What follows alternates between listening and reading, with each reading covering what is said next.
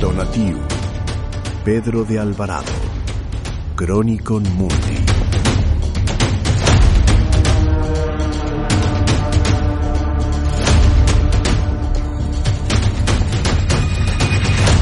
Hola y bienvenidos. Hoy abrimos el primer capítulo de una exploración a fondo de una de las figuras más fascinantes y, seamos sinceras, más brutales de la conquista de América.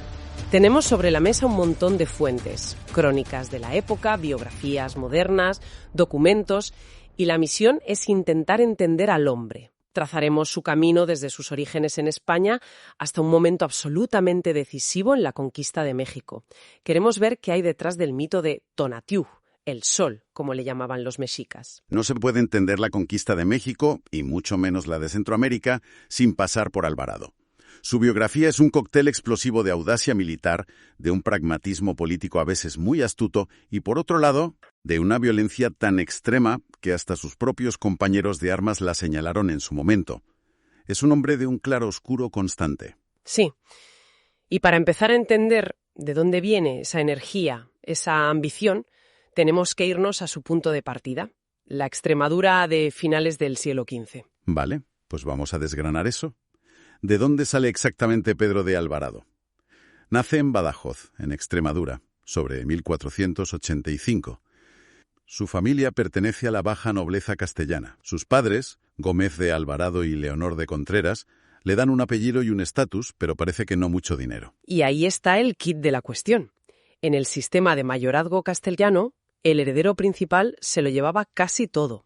Pedro no era el primogénito, así que él y sus hermanos... Que eran una piña, ¿eh? Jorge, Gonzalo, Gómez, Juan, una auténtica piña.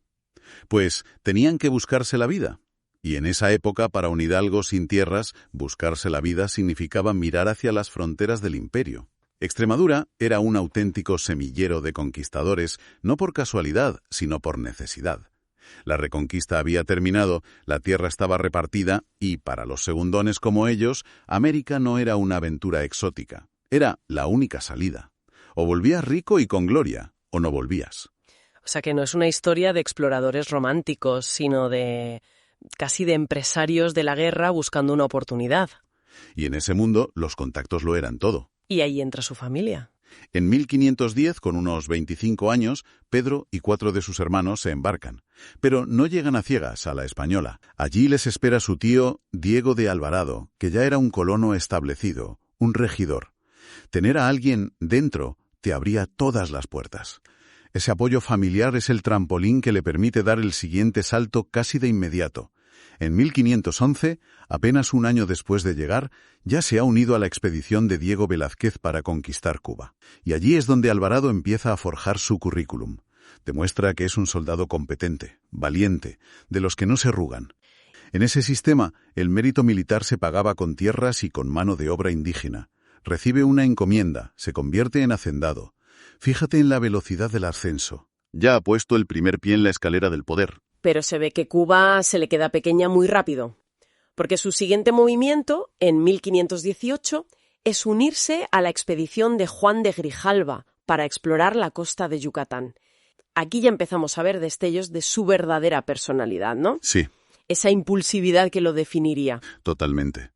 Le dan el mando de un navío, y en un momento dado, contraviniendo las órdenes directas de Grijalva, decide separarse del grupo para explorar por su cuenta el río Papaloapan. Grijalva se pone hecho un basilisco, lógicamente. Teme que se pierda, que lo masacren. Este episodio le crea a Alvarado una doble reputación que le acompañará siempre. Por un lado, la de valiente, ¿no? Pero por otro, la de un subordinado complicado, impaciente, y que, bueno, no siempre sigue las reglas. Pero es que además usa esa fama a su favor de una forma muy inteligente. A la vuelta a Cuba se las arregla para llegar antes que Grijalva y va directo a hablar con el gobernador Velázquez. Y le vende su versión de la historia. Básicamente le dice a Velázquez que Grijalva es un blando, que no se atrevió a fundar colonias, que le faltó decisión. Se presenta a sí mismo como el hombre de acción. Exacto, el que la empresa necesita. Es una jugada política muy astuta. Está minando a su superior para posicionarse él. Y le funciona. Le funciona, porque cuando Velázquez monta la siguiente expedición en 1519, una mucho más grande y con la orden explícita de conquistar, aunque le da el mando a Hernán Cortés, los hermanos Alvarado son de los primeros en apuntarse. Y Cortés los recibe con los brazos abiertos. Claro, un estratega como Cortés debió ver en Pedro de Alvarado justo lo que necesitaba. No quería un simple soldado, quería un tiburón. Cortés era un genio leyendo a las personas. Vio en Alvarado una ambición y una ferocidad que eran un reflejo de las suyas. Lo convierte casi de inmediato en su lugarteniente, en su número 2. Su mano derecha. Le encarga las misiones más peligrosas, las que requerían a alguien que no dudara. Si Cortés era el cerebro de la conquista, Alvarado era en muchas ocasiones su espada más afilada. Y es en plena campaña de México cuando le ponen el apodo que pasará a la historia, Tonatiuh, que en náhuatl significa el sol. ¿De dónde viene exactamente? Pues las crónicas coinciden en dos motivos principales. El primero es puramente físico. Alvarado era alto, corpulento y sobre todo rubio y de piel clara. Imagina el impacto visual en Mesoamérica. Destacaba muchísimo entre sus propios hombres y ya no digamos entre los nativos. Era una figura imponente, casi de otro mundo para ellos. Pero no era solo por el pelo rubio, ¿verdad? El apodo tenía un doble filo. Desde luego, el sol para los mexicas es un dios poderoso que da la vida, pero también es una fuerza abrasadora, implacable. Y ese era Alvarado. Su temperamento era legendario, volátil, de ira fácil, explosivo. O sea que el apodo no era tanto un cumplido. Era una descripción muy precisa de su carácter. Era brillante y carismático, pero también podía quemar y destruir sin previo aviso. Era una advertencia hecha nombre. Esa dualidad, esa mezcla de carisma y peligro, se ve perfectamente en cómo se gesta la alianza con los tlaxcaltecas. Después de unos combates durísimos, Cortés consigue pactar con ellos, que eran los enemigos mortales de los mexicas. Y ese pacto es, posiblemente, la decisión estratégica más importante de toda la conquista. Sin duda. Y lo más interesante es cómo se sellan esas alianzas. En la cultura mesoamericana, los pactos se sellaban con lazos de sangre. Ah, claro. Los señores de Tlaxcala entregan a varias de sus hijas a los capitanes españoles como símbolo de la unión. Y a Pedro de Alvarado, como principal lugarteniente de Cortés, le ofrecen a Tecuelhuetzin. Que era la hija del cacique más poderoso. Exacto, de Xicoténcatl el Viejo. Y que es bautizada como Doña Luisa. Y esta mujer no es un personaje secundario en su vida. Es absolutamente central. Tuvieron 2 hijos, Pedro y Leonor, y ella le acompañó en casi todas sus campañas. O sea, no estamos hablando de un romance de guerra. Esto es mucho más profundo. Muchísimo más. Esto es geopolítica pura y dura. Al unirse a ella no solo gana una esposa, se está fusionando con una de las casas nobles más importantes de Tlaxcala. Le da una legitimidad que ningún otro español tenía. Y más importante aún, le da acceso directo a un recurso militar impagable. Miles y miles de guerreros y porteadores tlaxcaltecas que les eran leales. Claro. Su poder en las futuras conquistas de Guatemala y El Salvador nace directamente de esta alianza familiar. Fue, estratégicamente, el matrimonio más importante de su vida. Y con todo este poder y esta tensión acumulada, llegamos a uno de los momentos más oscuros y controvertidos de toda la conquista. Mayo de 1520. Cortés tiene que salir de Tenochtitlán a toda prisa porque ha llegado otra expedición española desde Cuba, la de Pánfilo de Narváez, con órdenes de arrestarle. Sí. Así que se va. Y deja a Pedro de Alvarado al mando de la guarnición en el corazón del Imperio Mexica. La situación es una olla a presión. Un puñado de españoles, quizá 100 y pico, atrincherados en uno de los palacios, rodeados por una ciudad de cientos de miles de personas. La paranoia debía de ser asfixiante. Y las crónicas cuentan que los aliados tlaxcaltecos de Alvarado, que odiaban a muerte a los mexicas, no paraban de meterle miedo en el cuerpo, de decirle que se estaba preparando una sublevación para aniquilarlos. Y en medio de ese ambiente irrespirable, los nobles mexicas le piden permiso para celebrar la fiesta de Toxcat. Era una de sus ceremonias más sagradas, en honor a su dios principal, Huitzilopochtli. Y Alvarado, sorprendentemente, les da permiso, pero con una condición: que fueran desarmados. Y aquí es donde comete el que probablemente sea el mayor error, tanto militar como político, de toda su carrera. La élite mexica, nobles, sacerdotes, guerreros de alto rango, todos los líderes de la ciudad, se reúnen en el patio sagrado del Templo Mayor. Están en plena ceremonia, cantando y danzando, completamente desarmados. Y entonces, Alvarado da la orden de cerrar las salidas y atacar. Las crónicas son espeluznantes.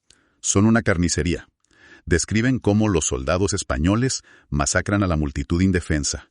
Hablan de brazos cercenados, de cabezas rodando, de gente intentando escalar los muros y siendo abatida. Fue un ataque preventivo de una brutalidad demencial. ¿Por qué lo hizo? Es el gran debate. ¿Fue por puro pánico, creyendo de verdad que le iban a atacar? ¿O fue un cálculo frío? ¿Un golpe de terror para descabezar al imperio? Probablemente fue una mezcla de todo. Sea cual sea el motivo, el resultado es una catástrofe absoluta para los españoles. Una masacre de esa magnitud no podía quedar sin respuesta. Las consecuencias son inmediatas y devastadoras. El frágil equilibrio de poder se rompe en 1000 pedazos.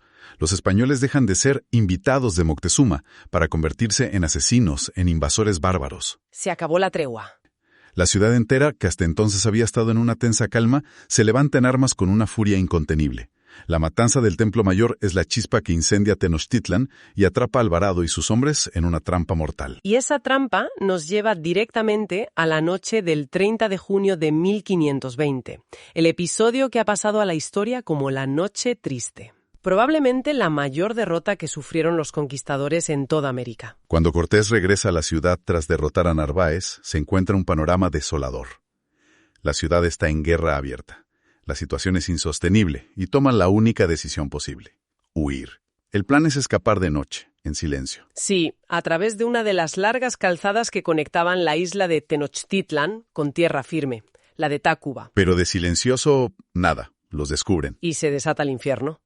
Miles de guerreros mexicas atacan desde todos lados, desde las azoteas de las casas y sobre todo desde miles de canoas en el lago que rodeaba la calzada. Cortan los puentes de madera que salvaban los canales, creando brechas mortales. Es un caos absoluto. La gente cae al agua y muchos se ahogan. Y en mitad de esa retirada desesperada, de esa carnicería, a Pedro de Alvarado le toca el puesto más peligroso de todos, la retaguardia, el último de la fila, el que tiene que aguantar el grueso del ataque para que los demás puedan escapar. Y es justo en ese momento de caos absoluto donde nace una de las grandes leyendas de la conquista, el famoso Salto de Alvarado. Eso es. La historia, o la leyenda, cuenta que al llegar a uno de esos cortes en la calzada, un canal demasiado ancho para cruzar, viéndose completamente solo y rodeado de enemigos, Alvarado hace algo impensable. Usa su propia lanza como si fuera una pértiga de atleta olímpico, ¿no? Eso es. Clava la lanza en el fondo fangoso del canal y la usa para impulsarse y saltar una distancia que todos los testigos consideraron sobrehumana, imposible. Aterriza al otro lado y salva la vida de milagro. Una hazaña que cimentó su fama de ser casi inmortal. Pero, claro, la pregunta es, ¿cuánto hay de verdad en todo esto? Cronistas que estuvieron presentes esa noche, como el gran Bernal Díaz el Castillo, ponen muy en duda la veracidad de ese salto. Bernal dice que era físicamente imposible, que el canal era demasiado ancho y profundo. Sugiere que es una de esas historias que se exageran con el tiempo. De hecho, comenta con cierta ironía que en ese momento, con la que estaba cayendo, nadie estaba para pararse a admirar las acrobacias de nadie. Fuera real o no, la leyenda fue más poderosa que la realidad. El episodio, ya sea cierto o una exageración, se convierte en parte fundamental de su mito. Cimenta para siempre esa imagen de Alvarado como un guerrero con un instinto de supervivencia sobrenatural, un hombre tocado por la fortuna, capaz de desafiar a la muerte. Son las dos caras de la misma moneda. La leyenda del Salto es tan parte de su historia como la masacre que la provocó. Son la brutalidad y la supervivencia épica. Y con esa imagen cerramos este primer tramo de su vida. Hemos seguido a Pedro de Alvarado desde ser un hidalgo segundón en Extremadura buscando fortuna hasta convertirse en Tonatiuh, el temido Sol, el hombre de confianza de Cortés, artífice de una alianza clave y al mismo tiempo autor de una masacre atroz que casi destruye toda la empresa española en México. La Noche Triste y la leyenda de su salto lo consagran como una figura épica, legendaria y profundamente controvertida. Pero lo increíble es que esto no es el final de su historia ni mucho menos. ¿Es solo el principio? Es solo el final del primer acto. Su gran papel como conquistador de Guatemala y el resto de Centroamérica, sus nuevas y desmedidas ambiciones y su propio final violento aún están por llegar. La trayectoria de este hombre, marcada a fuego por la audacia y la brutalidad, apenas había comenzado a dibujar el mapa del Nuevo Mundo.